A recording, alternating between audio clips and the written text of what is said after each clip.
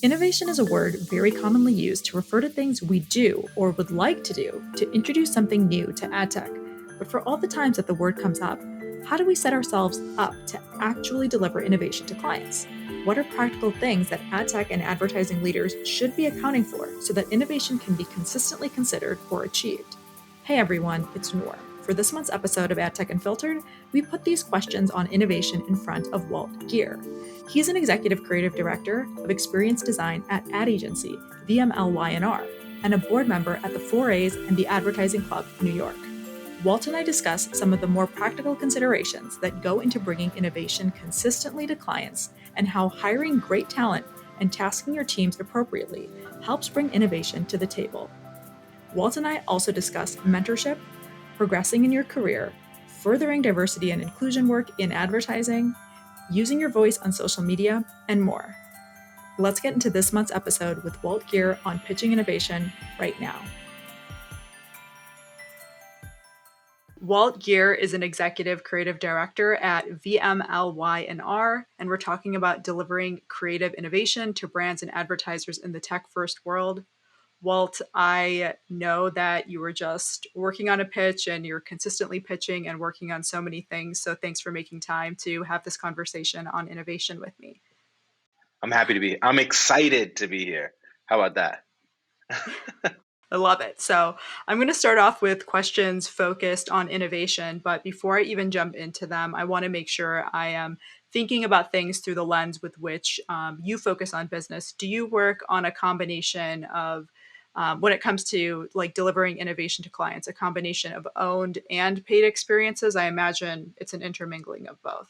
Yeah, I mean it is. It's an intermingling of both. Excuse me, but the thing is, my approach to innovation is one that I think it's important that how do you create scalable solutions that essentially are like empty canvases for clients. When I think about what innovation looks like, and oftentimes when we say the word innovation, people, especially clients, leap directly towards it costing more, it taking more time to build. My approach is always how do you make it as simple as possible, and how do you make a subtle tweak or subtle kind of change to a pre-existing thing to garner better engagement. So whether that be owned or paid or whatnot, like it's all kind of in one kind of in mind of just creating a solution that's unique, that's going to startle someone, really, so to speak.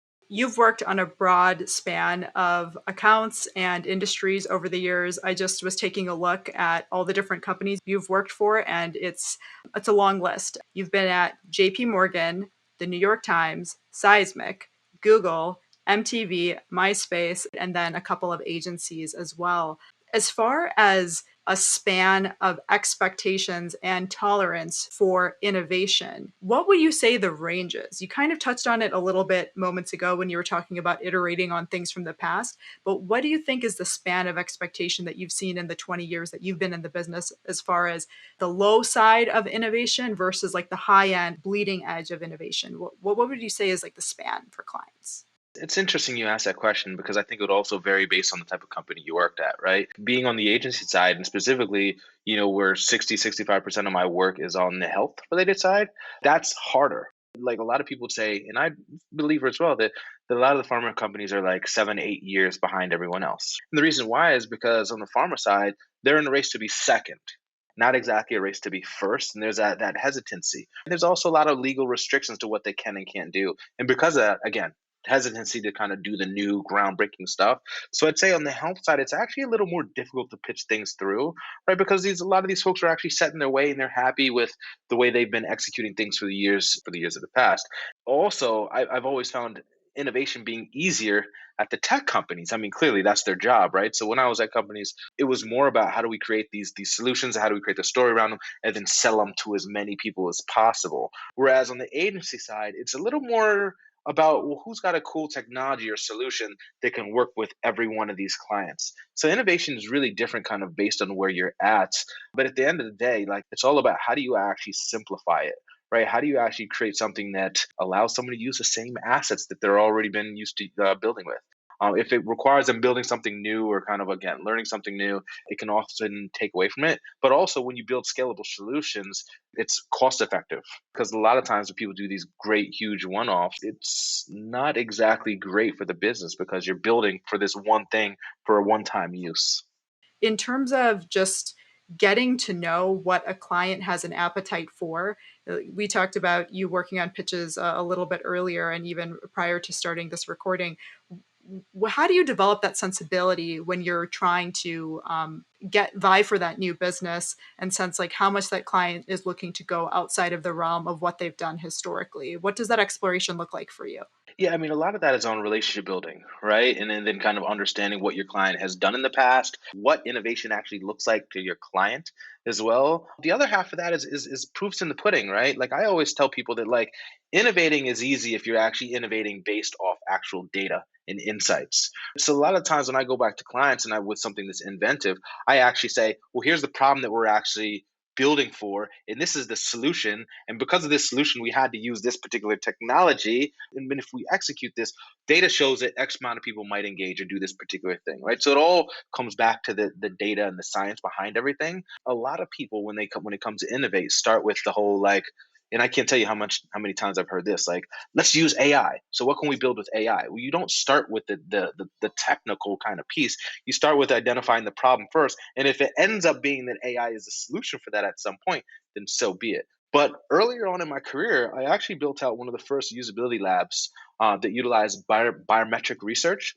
And what essentially that did is we partnered with MIT labs to create this lab where you were hooked up like your hands, your heart, and everything, and we were pulling pupil dilation, arousal, which is sweat in the palms, eye tracking, facial expressions, your heart rate, and through this we could actually innovate. And I was building things guaranteeing effectiveness before I actually brought it to a client. So I'd say I'd build this thing, bring it to a lab, see how well it worked, right? And because what we were doing is we are essentially, measuring their emotional state when they engaged, and then refining it, bring it back, test it again, refine it, and then bring it back to the client with research and study to basically say, hey, this is new. No one in the market has done it with this particular technology. And by the way, here's all the research that stood up behind it and why you should buy it. When I took that approach, like I was selling things for like pancakes, 7, 8, $10 million, boom, boom, easy. But building a usability lab was also $1 million expense. So when you start to talk about innovation and what innovation means, it means that companies need to actually invest in that. And not many people are willing to invest in innovation because it's a heavy price to pay, especially on the agency side where everyone's role is to be 40 hours billable and being able to be paid from a client. Now, when you're taking someone's time and let's say cutting it in half, that's an investment now that's being made on someone to ideate and go build things. And I don't think that we're seeing enough of that in a lot of companies, to be honest with you.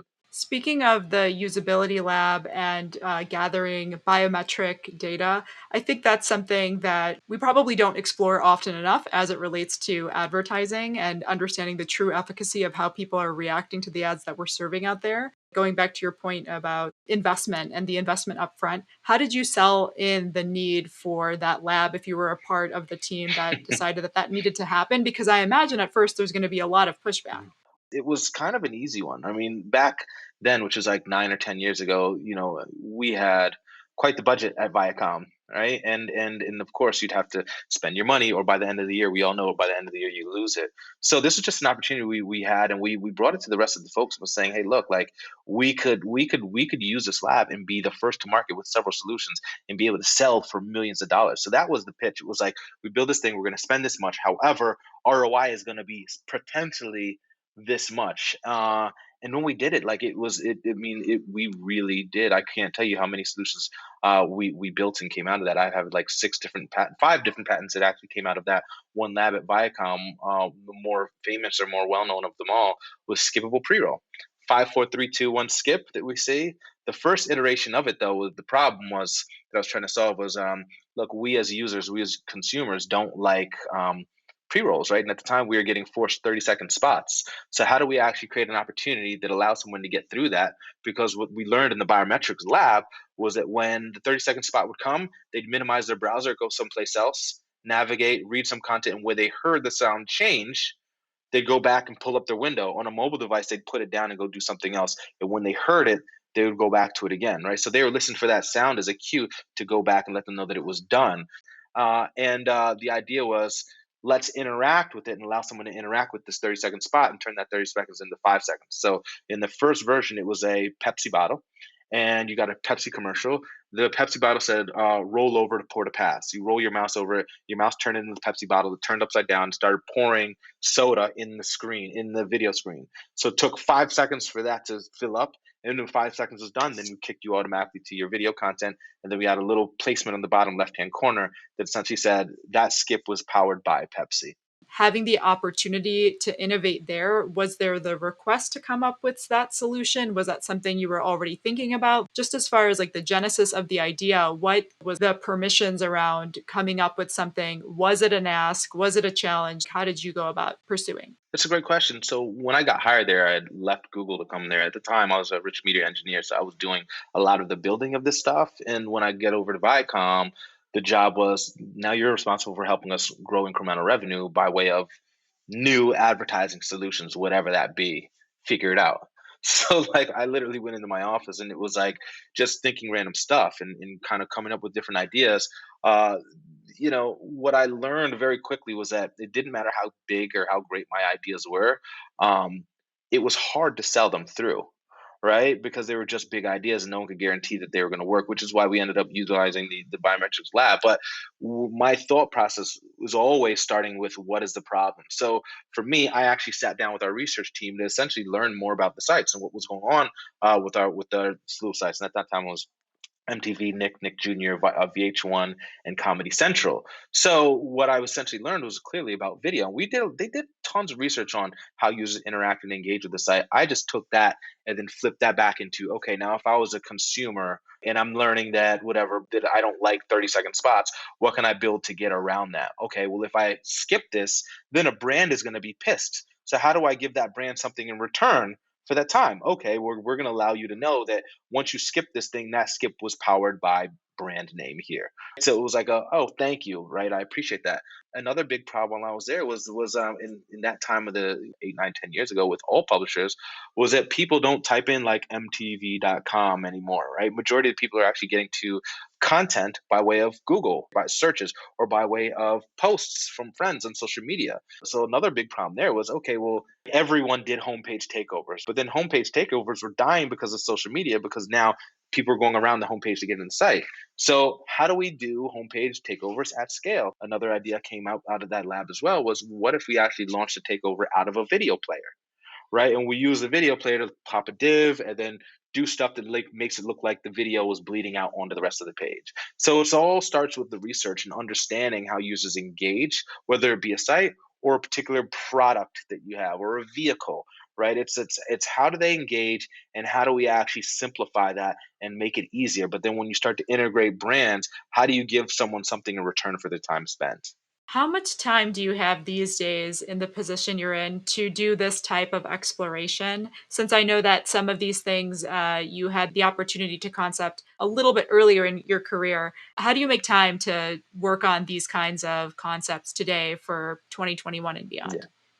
Yeah, that's a really good question because it's difficult now. I mean, because back then, even like Viacom and MySpace days, like Viacom, I had a budget of $15,000 a month that I was spending on ideating, and like my job, 40 to 60 hours a week, was sitting in my office and just coming up with ideas. It's different now, right? Because majority of my time now I spent pitching new business, but in regards to pitching that business, I am still coming to the table with inventive ideas and or solutions. The thing is, now because of the vast amount of kind of responsibility that I have to innovate faster, and so it's become harder. But I think over time that part of my brain has learned to kind of function at a higher speed, whereas before, like, I would sit down 2, 3, 4, 5 days until I come up with an idea. Now I feel like I can do come up with ideas in a matters of hours. So it's like it's kind of like working out my brain so much. I mean, look, I've also been doing this for like 21 years, and I think over the years innovation changes, right? Like innovation 10 years ago was about what can you do on a page. Innovation today is how do you create an opportunity that's relevant, and that means using data. I come up with ideas at weird times, like when I'm in the shower, when I'm in bed, or like I'm like playing a game with my daughter. Just weird times things come up, and in ideating. For me, at least, when I coming up with these ideas, it's not something that happens naturally. Like I can sit down and focus for an hour and do something. It comes at weird times for me. I feel that too, Walt, that when you work in advertising or ad tech or whatever vocation you fulfill from a marketing and advertising perspective, that work kind of never stops. You're just in some sort of standby mode. You're not fully powered down because you need that time Yeah, to like find the ideas, and it happens at any hour of the day. that's so true. So I wanted to go back to something you just said in the previous answer as far as not having that reserved time to come up with ideas and only focusing on ideas, but you have a different type of work cycle process as an executive creative director. So with the focus on pitching, let's say that you've done the back and forth with a client. You've decided that you're going to get immersed into pitching new business and now sustaining that business. Let's say that we've come back from the client, we've gotten the information that we need. What do you now do with your team to make sure that you're buttoning up innovative opportunities that are going to suit that client? Part of innovation is clearly understanding what's new and what's coming. But like in what we're doing on the agency side, it's almost impossible to stay up with everything. So what I actually do is majority of my background is spent on the tech side, ad tech side, and publisher side. So fortunately for me, I still have a lot of those relationships. So I actually have 2 to 3 companies come to me a week to present ideas. What I'm good at is identifying or seeing a technology and figuring out how I can actually build on top of it. Throughout the most bulk of my career, it was getting to that point of what that technology and that solution was. But now later on, it's okay, let's, because there's enough people that are doing really cool and interesting things out there.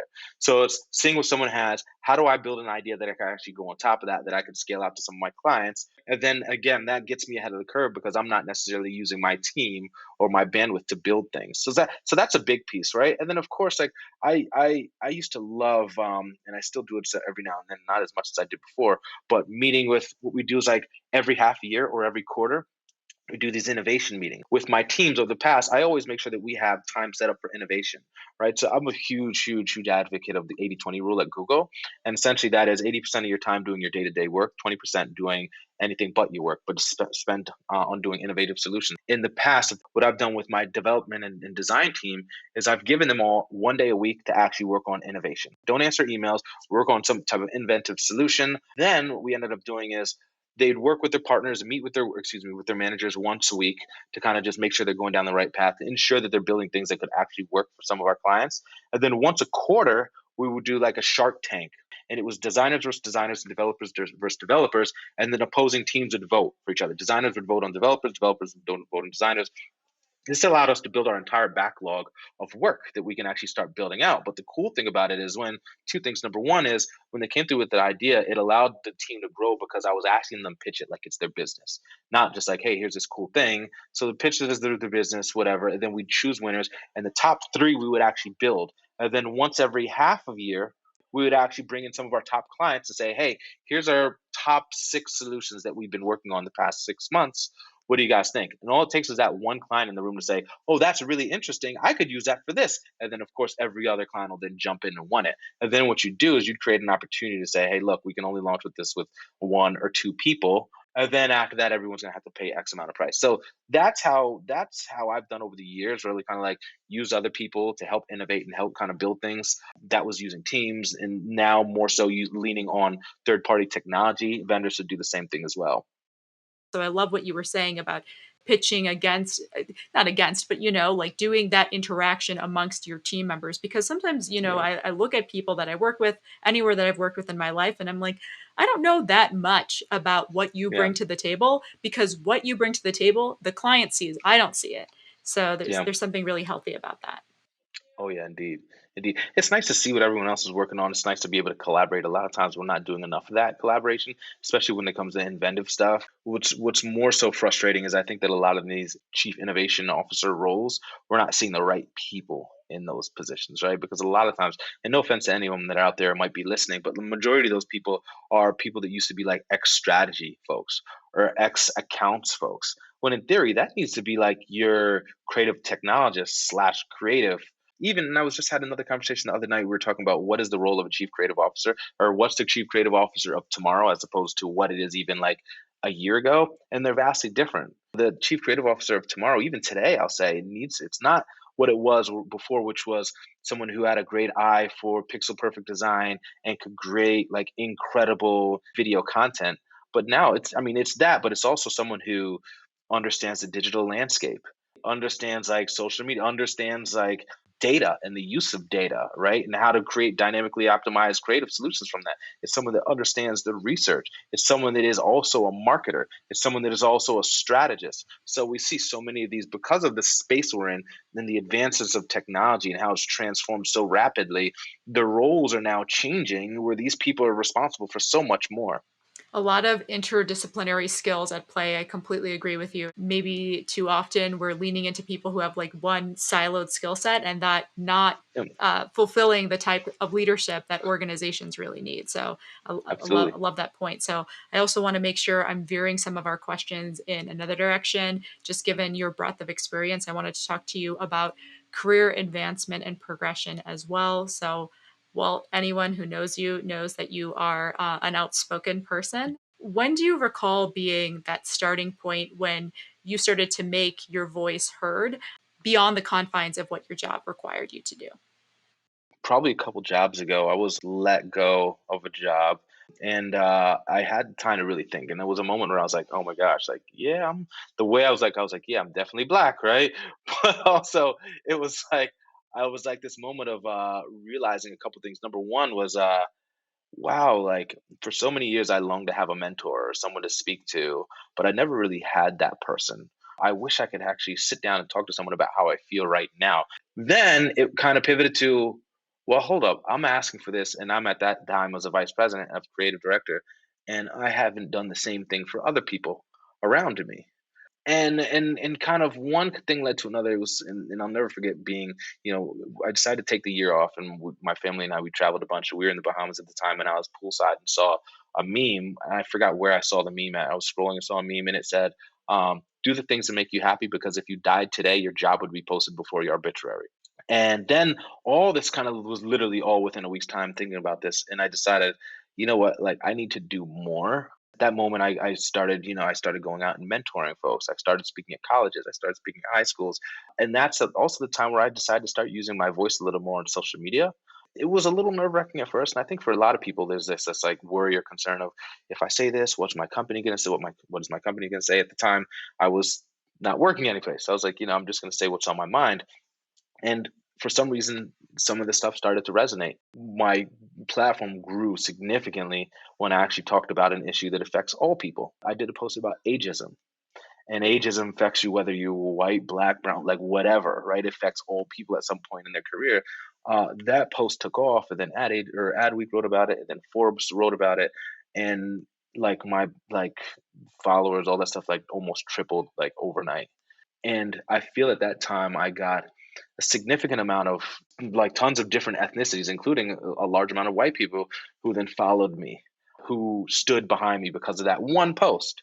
And then I used that as a platform to continue the conversation, but talk about things like disabilities, like inclusiveness and black and brown people. And I just kept going with it. And fortunately for me, I've gotten a lot of support and people who stand by some of the things that I say.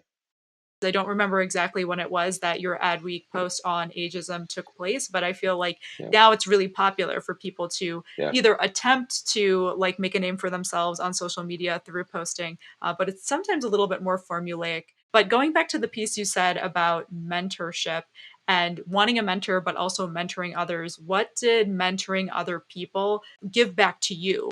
For me, it was so rewarding. It's always rewarding every time I get to sit on a call or Zoom now and talk to someone, because I just feel like I see myself in a lot of people that I speak to. Like I wasn't the kid that was like great. Like my grades in high school sucked, right? Like I went to a 2 year college. I thought I was going to get a full scholarship for track. My grades were too messed up. I went to a 2 year college, had offers to go to some places. After that, I was too lazy and scared to go to the big D1 school, so I went to a small D1 school on a partial scholarship, and then didn't have the money to finish my last years there, right? So like I never did.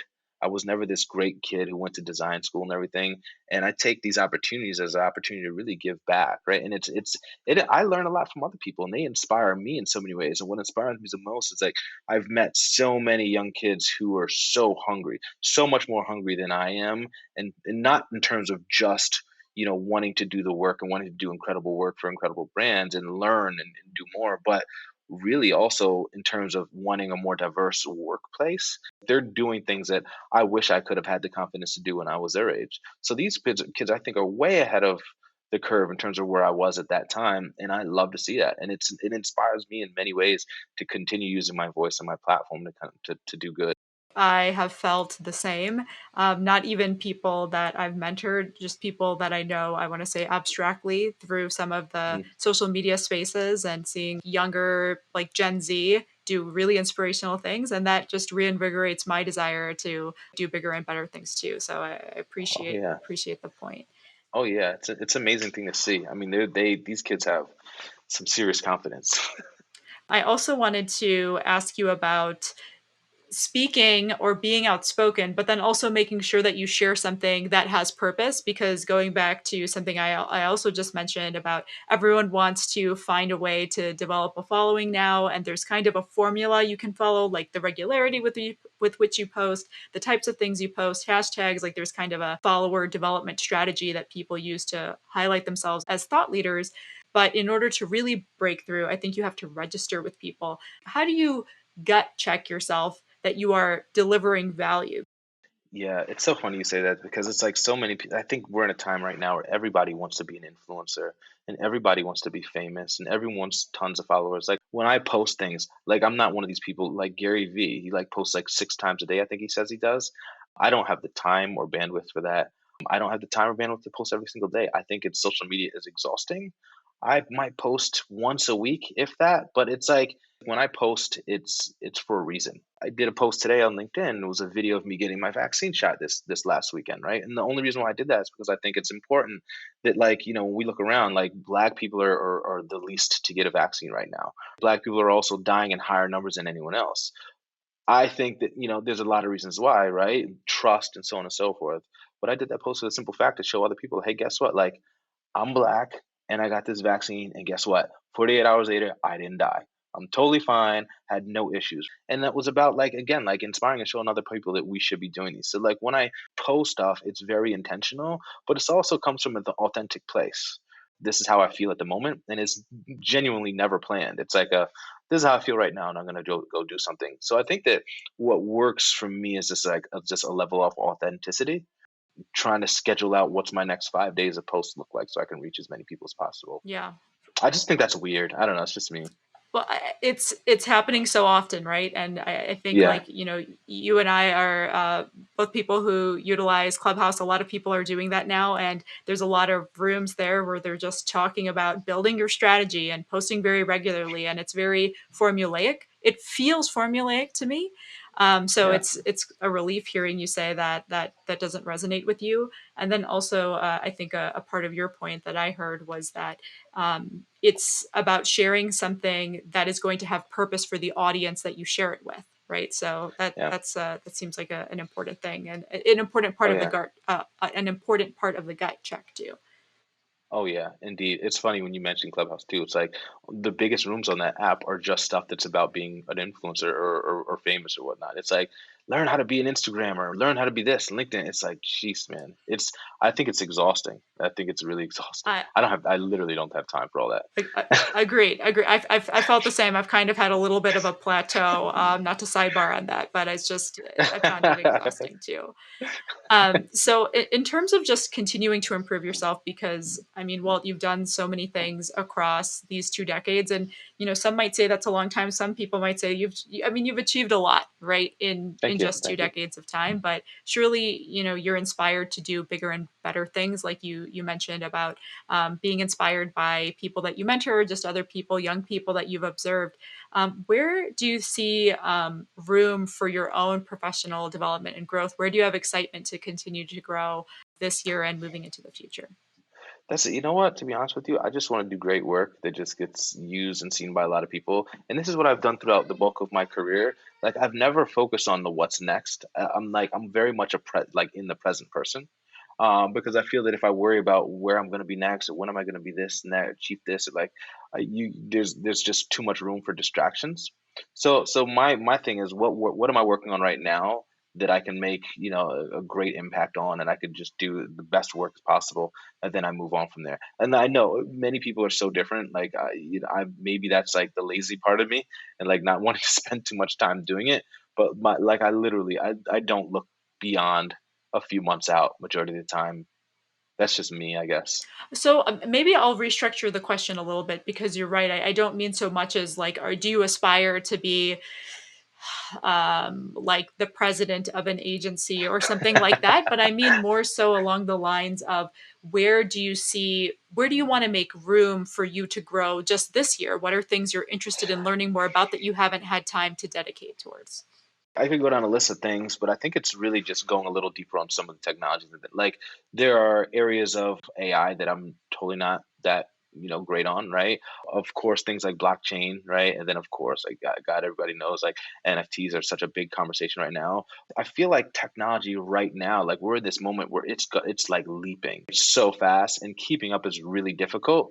And so for me, it's really just keep my ear to the ground and ensuring that I can keep up with the latest and greatest. Because again, we back down into, what does innovation look like and how do we create these solutions? Like you have to be, I feel like, in so many different places at once.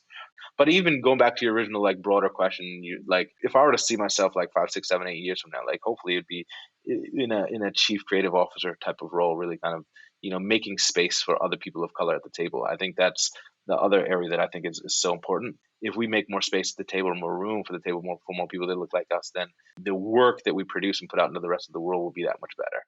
So we obviously live in a world where there's new levels of visibility around the fact that there's a lot of diversity work to be done, but there are a lot of Hmm. hurdles, and it's going to be, I think the movement unfortunately is going to take place at a glacial pace, right? There's a lot of Yep. work to be Yep. done. Are there any observations that you've made in terms of things you need to educate yourself on, or that you want to play a role in advancing so that more people are on the side of believing that this type of advancement actually needs to take place?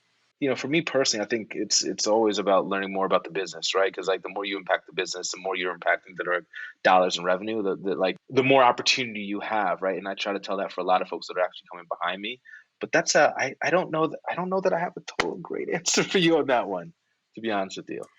I think there. And I No, apologize. I'm like, don't apologize. I mean, who I think the best thing is when somebody says, I don't know the answer to that question, but it's something that I think about. Maybe I should wrap it on another question, though, based on something else I heard you shoot. say, Walt, Okay. which was spending time, and I'm paraphrasing here, kind of developing like a deeper domain expertise in a certain areas. And you mentioned AI and NFTs, Mhm. blockchain. Do Oh you yeah. leave it on your teams to come up and figure out how to put those things in front of clients? There are these like core subject matter spaces that clients have Yeah. intrigue around.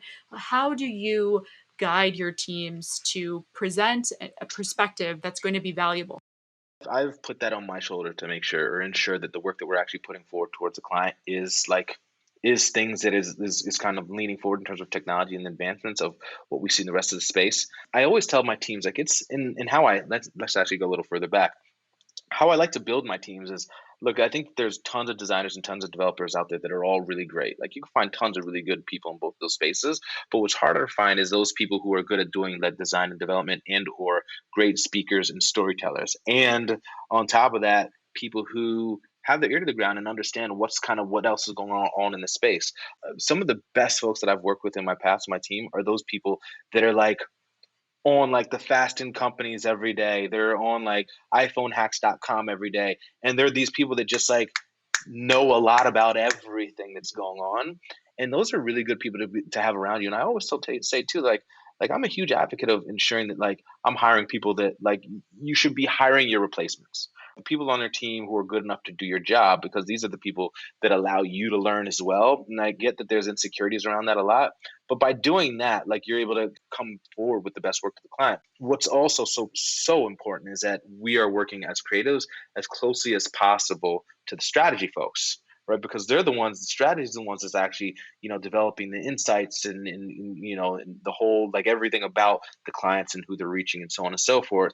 they're the ones that are funneling the information to us, right? And that's like a hip to hip kind of relationship that we should be having to ensure that the ideas that I'm presenting back to the client are stuff that's actually relevant to who they are and to their business. Our role is also to be teaching these clients this stuff, right? That's what they're paying as from the agency side. That's what they're paying you for as well, right? To do incredible work, to bring like cutting edge, stuff to them and be able to teach them stuff. So like we have to be learning at a rapid pace to be able to keep up and ensure that they're doing that work as well. But as I said earlier, a lot of times some clients, as much as they want to be inventive and be the first to market, majority of them don't. Majority of them want to wait and actually see someone else do it first. And I think when we start talk about even things like NFTs, that gets very interesting. And I'm curious to see who's going to be the first client to actually do something different and or unique with that. Again, it's still a space I don't know thoroughly yet. I know enough to be somewhat dangerous. My job is to at least know that much so that I can make sure that I can bring it back to the client and explain how that could potentially be an opportunity for their brand. I'm going to go backwards on the points that you mentioned as far as just what it is that we need to be bringing to clients. We want to make sure we're educating clients and educating ourselves enough so we can do that for the clients appropriately. We want to be working across departments and be close to them so we can all see how we're bringing value together. We want to hire people who can replace us and who are doing that deeper digging to understand these myriad of concepts that are out there that ultimately we have to stay on top of, even if it's really hard to do. Did I miss Yeah. anything? No, I think you have an incredible memory, like better than mine. That's it. Well, I really appreciate you having a conversation about innovation and how to bring it to advertising and how to bring it to ad tech. Thank you. I appreciate the conversation and I appreciate the opportunity. Thank you. This has been awesome. Thanks again to Walt Geer, Executive Creative Director at VMLY&R. What I find often lost in translation regarding innovation are many of the practical thoughts Walt brought up. For instance, it's okay if your innovation shows up as iteration, if that solution best meets your client's needs and stays within budget. But also, finding innovative solutions takes time and energy, so setting up time for you and maybe your team to reflect on what new opportunities make sense for clients is necessary. Innovation isn't an automated process. Walt sounds off on a lot of his thoughts on social channels, and he's candid when sharing his opinions. We didn't cover off on so many of the cool projects that he works on, but I'd have to encourage you to go check them out. You can follow Walt on Twitter at Third Geers, that's the number 3RDGEERS, or look up Walt Geer on LinkedIn or Clubhouse to read and hear more. Thanks for all the candid thoughts, Walt. That's it for this episode. Also, if you liked it, please subscribe to AdTech Unfiltered on the podcast app of your choice, and if you really liked it, we'd love if you'd give us a 5-star review. I'm your host, Noor Nasir. We'll be back real soon with another episode.